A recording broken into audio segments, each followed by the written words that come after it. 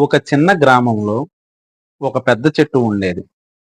ఆ చెట్టు మీద ఒక గ్రద్ద నివసిస్తూ ఉండేది. ఆ గ్రద్ద చాలా కాలంగా ఆ గ్రామంలోని కోళ్లను తినాలని ఆశపడుతూ ఉండేది. ఒకరోజు ఉదయం గ్రద్ద కిటికీలోంచి చూస్తూ ఉండగా కోళ్లు అన్నీ కలిసి ఆటలాడుతూ ఉండటం చూసింది. వాటిలో ఒక కోడి చాలా అందంగా ఉంది. గ్రద్ద ఆ కోడిని చూసి చాలా ఆశగా ఉంది. అది ఎలాగైనా ఆ కోడిని పట్టుకోవాలని నిర్ణయించుకుంది.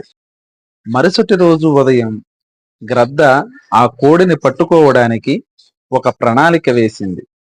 అది ఒక పాత గుడ్డను తన రెక్కలకు చుట్టుకొని ఒక బలహీనమైన పక్షిలా నటిస్తూ చెట్టు నుండి కిందకు దిగింది. కోడి గ్రద్దను చూసి చాలా బాధపడింది. అది గ్రద్ద దగ్గరకు వెళ్ళి, "నువ్వు ఎందుకు ఇలా బలహీనముగా ఉన్నావు?" అని అడిగింది. గ్రద్ద తన గొంతును మార్చి, "నాకు ఆహారం దొరకక చాలా బలహీనంగా ఉన్నాను.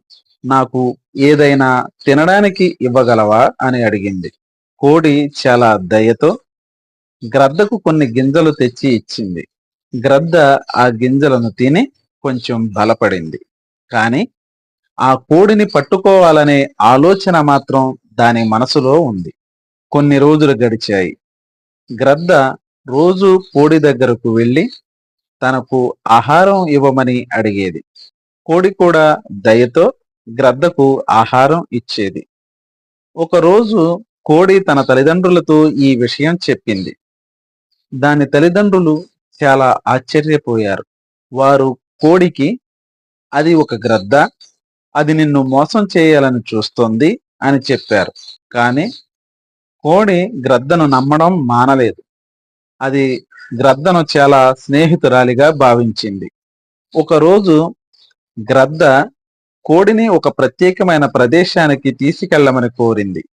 కోడి కూడా సంతోషముగా గ్రద్దతో వెళ్ళింది. వారు ఒక ఎత్తైన చెట్టు కిందకు వచ్చారు.